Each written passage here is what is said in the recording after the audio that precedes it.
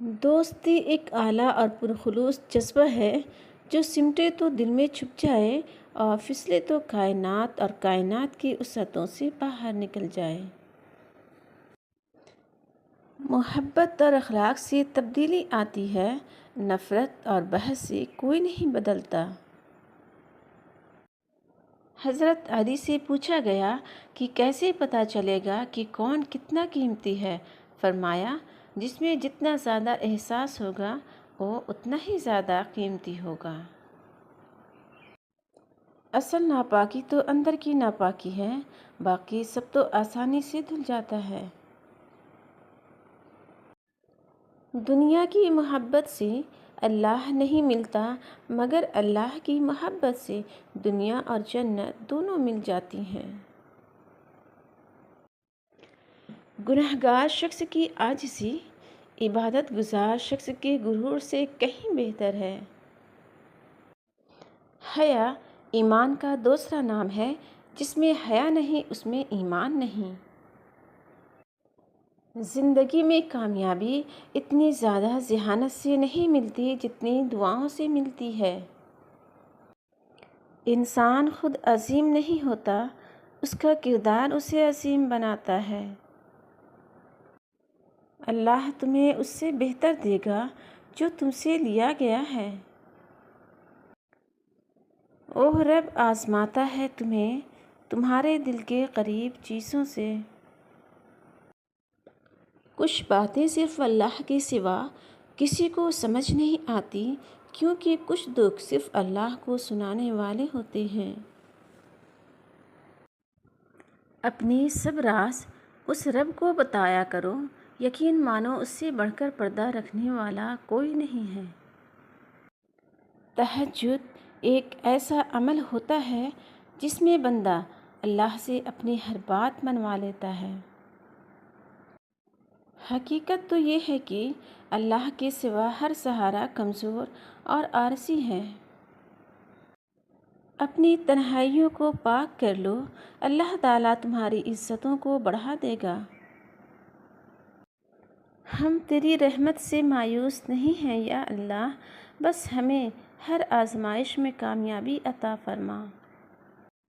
حضرت علی رضی اللہ عنہ نے فرمایا، ان لوگوں پر اعتبار کرو جو تمہاری تین باتیں بھاپ سکے: تمہاری ہنسی میں پوشیدہ درد، تمہارے غصے میں تمہارا پیار، تمہاری خاموشی میں پوشیدہ وجہ۔ کہتے ہیں کسی کے گھر روزانہ جانے سے عزت کم پڑ جاتی ہے، مگر واللہ اللہ کا گھر مسجد ہے جہاں روز جانے سے عزت بڑھ جاتی ہے۔ دل چھوٹا مت کرو، او رب دیکھ رہا ہے، او رب سن رہا ہے، بس اس پہ یقین رکھو اور وہ کچھ ایسا کرے گا جو تمہارے حق میں بہتر ہوگا۔ جو شخص اپنا راز چھپاتا ہے وہ اپنا اختیار اپنے ہاتھ میں رکھتا ہے۔ مٹ جانے والی چیزوں کو چھوڑ دو اور باقی سب رہ جانے والی چیزوں کو اختیار کرو۔ جانتے ہو بد نصیب شخص کون ہوتا ہے؟ جس کو اپنے اللہ سے دعا مانگنے کا بھی وقت نہ ملے۔ سونے کی آزمائش آگ میں ہوتی ہے اور بہادر لوگوں کی مشکلات میں۔ مرتبہ چاہتے ہو تو خدمت کرو اور عزت چاہتے ہو تو خاموش رہو۔ اپنے دشمن کو ہمیشہ معاف کر دو، یہ اس کو سب سے زیادہ اذیت دے گی۔ میں پوری زندگی دو بندوں کو تلاش کرنے پہ بھی تلاش نہ کر سکا، ایک وہ جس نے اللہ کے نام پہ دیا ہو اور غریب ہو گیا، اور دوسرا وہ جس نے ظلم کیا ہو اور اللہ کی پکڑ سے بچ گیا ہو۔ جیب بھاری ہو تو دشمن بھی خطائیں معاف کر دیتے ہیں، اور ہاتھ خالی ہو تو سگے بہن بھائی بھی سلام نہیں کرتے۔ اپنی پریشانیوں کو نمازوں میں بدل دو، اللہ مسائل کو نعمت میں بدل دے گا۔ بے شک زندگی کی ساری بلندیاں رب کے آگے جھکنے سے ملتی ہیں۔ جنہیں اپنے ایمان کی فکر ہوتی ہے، اللہ ان کا مددگار ہوتا ہے۔ اللہ اس کو ملتا ہے جو خود کو اللہ کی چاہت پر چلاتا ہے۔ اللہ سے رشتہ جوڑ لو تو سب ٹوٹے رشتے جڑ جائیں گے۔ زندگی تھکا دینے والی چیز ہے، اور جب تم تھک جاؤ تو اپنے رب کو یاد کر لو، کیونکہ سکون تو صرف اللہ کے ذکر میں ہے۔ اللہ سے بات کرنے کے لیے الفاظ کا چناؤ نہیں کرنا پڑتا، وہ دل کی کیفیت جان لیتا ہے، آنکھوں میں اترتی نمی پڑھ لیتا ہے۔ الحمدللہ۔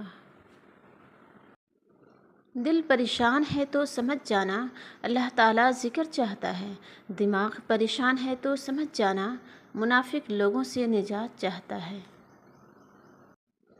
نیک کوئی نہیں ہوتا، بس اللہ کی ذات عیب چھپانے والی ہے۔ مانگتے رہو دل سے، اللہ کے لیے کوئی مشکل نہیں ہے۔ محبت اللہ سے ہو تو آنکھوں کے نیچے سیاہ حلقے نہیں پڑتے۔ انسان کو اللہ کا قرب عقل سے نہیں، عشق سے ملتا ہے۔ ہر چیز ادھوری ہے، مکمل صرف اللہ کی ذات ہے۔ جو صبر کرتے ہیں اللہ انہیں اپنی رحمت سے نوازتا ہے۔ اللہ جو کرتا ہے اچھے کے لیے کرتا ہے، تم نہیں جانتے مگر وہ خوب جانتا ہے۔